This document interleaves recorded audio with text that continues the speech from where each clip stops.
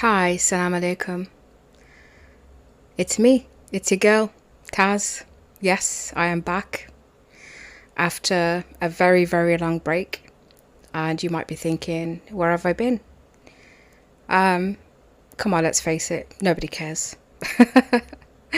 Literally nobody cares. But anyway, yeah, I've just been away with busy with life and work and stuff, human stuff, adult stuff. Anyway, that probably one person is listening to.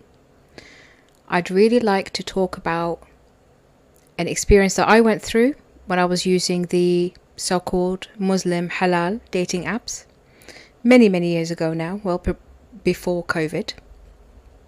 And I specifically wanted to talk about an interesting experience that I had with somebody on a very, very famous and very prominent so-called halal dating app, let's just say, because I don't know how halal they are.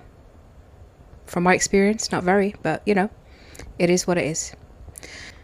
So you might be wondering, what is MLM, or a pyramid scheme, or pyramid selling? Mostly people sort of call it pyramid scheme because that's what they associate this thing with. It's the most sort of name that it's used to describe this thing. So I've Googled it because I thought it's straight to the point and it probably explain 100% it'll explain it better than I would. So here it goes. Multi-level marketing, MLM, also known as network marketing or direct marketing, is a business model where a company sells its products or services through a network of independently contracted sales representatives. These representatives, known as distributors, earn a commission on each product they sell, as well as on the sales made by the individuals they recruit to join the same business. So that's basically in a nutshell. So the reason why people call it a pyramid scheme is because there is a hierarchy in terms of the people at the top who are earning the big bucks, who are earning the big dollar, and then obviously people feeding into that pyramid, going upwards, up the chain. That money, I bet you that dollar is going at the top. People at the top are getting the dollar.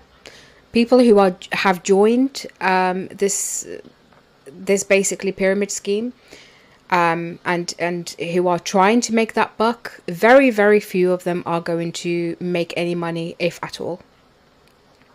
You're guaranteed basically one thing when you go into a pyramid scheme, and that you're going to come out of this a lot poorer than you would have going in, unless you've got no soul, in which case then yeah, you might be making it up there at the top, because you'll be trampling on a lot of people's heads and basically scamming your way essentially all the way to the top. So yeah, if you're one of those people, you'll make the dollar. If you're not, then don't waste your money, don't waste your time or your breath.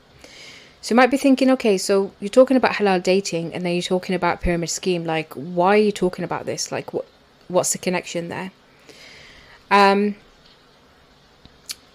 Basically what happened is I actually was using a Muslim dating app many moons ago, pre-COVID, as mentioned before, and I came across somebody. They actually swiped me, or I think I swiped them, I'm not sure, I can't remember, in all honesty, it was a while ago now. Anyway, we sort of got talking. It was normal conversation. They seemed very normal. They seemed like they had their stuff together, basically. They seemed like they were stable. Some of the things they were looking for were some of the same things I was looking for. Admittedly, at that time, I don't think I had bottomed out exactly what I was after. I had a very like everybody else, like base idea in terms of this person's got to be, on the deen, this person's got to be praying, this person's got to, this, that and the other. But there were things that, reflecting back, I should have basically added as part of my category and my, checklist before sort of speaking to certain people.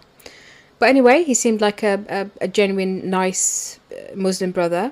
And after a few conversations, he actually said, hey, let's meet up. So I thought, okay, that's great. And bear in mind, this was at the beginning of me using this app, so I didn't have that much exposure and experience in terms of, what to expect, etc.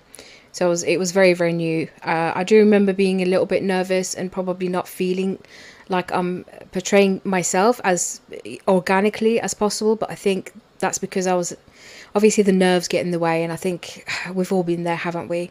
It's just a human thing. Whereas now it's like, I'm so over it.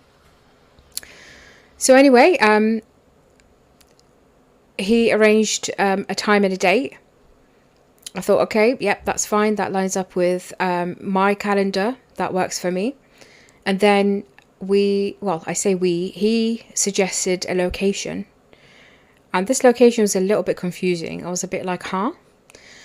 This location was basically based, I don't want to give too many details away because you never know who's listening. I very much doubt more than one person is listening, but just in case, to protect my privacy and obviously this person's privacy, I don't want to give too much away.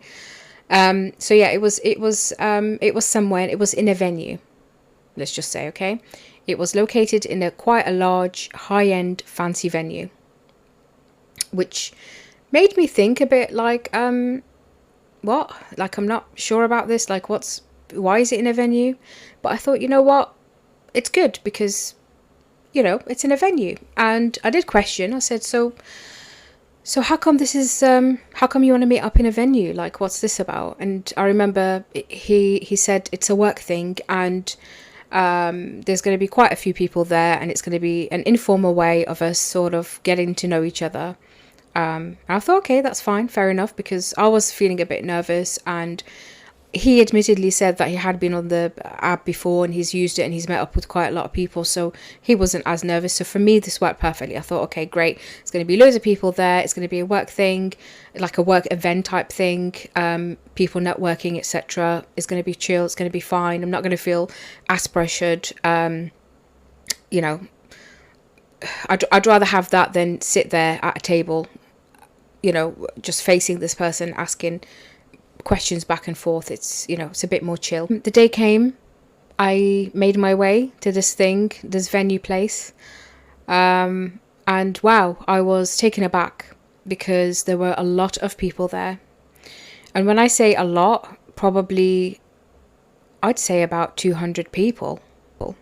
People everywhere, men, women, most of them were sort of around our age and younger. There were a few on the older side, but yeah, loads of people. And most of the people that turned up dressed up quite smart, which was great because I had actually got off work, I believe at the time. I was sort of dressed up in my work attire, if I remember correctly. So anyway, yeah, so we're kind of like, okay, you need to register, you need to write your details down on this, registration. You have to register basically, and so they could make sure, they know who's come into this venue and who you are, etc. So I did that, and then we walked into this large room, loads of seats, rows of seats, and then at the front there was a big, massive stage.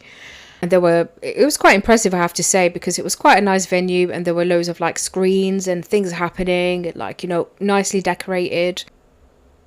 Yeah, so basically, just going back a little bit, prior to that, obviously I did message this person. I said, look, I'm here. And it was a very, very quick, like, oh, hi, how are you? Salam, nice to meet you, nice to see you, whatever. And it was like, right, okay, I better go because the event is about to start. And like, sort of he showed me the way in terms of like, where we were going after the registration and so on. So that was that, first impression, very, very brief. There wasn't much of an impression, to be honest, because it was very, very brief. But yeah, so this thing started, right? So all these people sat down, me included, and these men were mostly men, were on stage, and they started talking about, just waffling on, I'll be honest with you. There wasn't really anything that they said that I got out of that in terms of helping me to get an idea of what the heck they were talking about and what it is they were trying to achieve. There was a lot of talk, a lot of jargon, a lot of buzzwords, thrown about, things like in a world, you know, they played up this video and it was talking, you know, it had all these images and people talking in a world, you know, where everything's fast paced, you know, you want to be freeing up your time, you want to live life, you want to work towards your goals and your dreams, you want to be able to have an early retirement to actually enjoy life and all this, that and the other. And I'm just like sat there trying to absorb this, and it was just a load of waffle. Nicely put. So yeah, there was a lot of a lot of like, yeah, you just couldn't get to the bottom of it. There was a lot of like big words put out there, you know, like a dreamy, fluffy type of thing with like, you know, emotive sort of music in the background of these videos, and a lot of words being used to try and make you feel a certain way. Bearing in mind, I've been in a corporate job for quite a while. That stuff doesn't fly with me. It just goes away. It just sort of slides off me, because, yeah, I call it out for what it is. It's just waffle. Like, get to the point. Tell me what you're trying to do here and how you're going to try and do it. Like, stop wasting my time. So anyway, after that whole sort of cloudiness, or whatever you want to call it, introduction, and all this waffling went on, they started to talk about some of the people that were working as part of this thing that they were doing. Again, there wasn't really much context in terms of what the hell this is about. Very, very vague. That's the one word I'll take away from it. Vague. They were very, very good at being vague. Yeah, they started talking about, yeah, so this person has met their target. They've been doing amazing. They've been doing X, Y, and Z. And, you know, they'll call out these names, and the person would get up and people would clap for them, and, you know, lots of whistling and whoa, yeah, you know, like amazing. It gave me very, very much like no shade to my American people and listeners, if there are any out there, but it gave very like American vibes in terms of like the enthusiasm, because Americans are quite well known for their enthusiasm. That's the kind of thing, whereas us Brits were a little bit more reserved in that sense. So yeah, there was a lot of like clapping and praises, people walking up to the stage and being given these like trophies and what have you, and I don't know what else they were given. Yeah, and then they actually called the person that I had come with, the dating app guy. They called his name, and he got up and people were clapping for him. And I was still trying to process all this, like trying to get an idea of what this is about. Like, what is this about? I had a funny feeling about this whole thing, and basically you have to trust your gut and your intuition. When you have a funny feeling about something, you know something's off. And that's the kind of feeling that I had. Something was a bit strange. So I thought, okay, I'm going to quiz this guy afterwards, because we were going somewhere close by for a quick coffee, just to talk, basically, without being in a conference room with loads of people and lots of waffling about freeing up time and making money and meeting goals and all that rubbish. When we went nearby for a coffee, etc., and we sort of sat down and we got talking about just general chit chat, and, you know, what are your hopes and what are you looking for, and this, that and the other. And, you know, the person opened up to me about some personal things that they experienced in their life, which I felt was quite sad. Yeah, it was just basically getting to know each other, in a sense of, like, you know, properly. And I did ask, I said, hey, so, you know, this thing, like, what is this about? Can you tell me, like, can you just give me a bit more information? Because I'm still a bit, like, confused about the whole thing. Like, what is this work thing? Like, why did you invite me, first of all, to this work thing? Because it's not exactly the first thought that comes into mind when you say you're meeting somebody for the purpose of marriage, etc. And I think he just said, well, you know, we're quite busy and what have you. So, you know, and I just felt like it was a good time for us to meet, and, yeah, sort of suggested. I thought, okay, fair enough.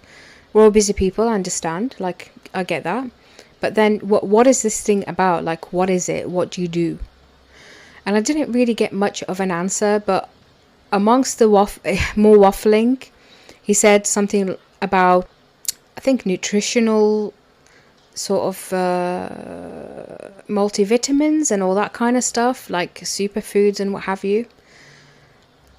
Again, I was still absorbing this information. It was a long day. There was a lot of waffling. So the penny hadn't quite dropped.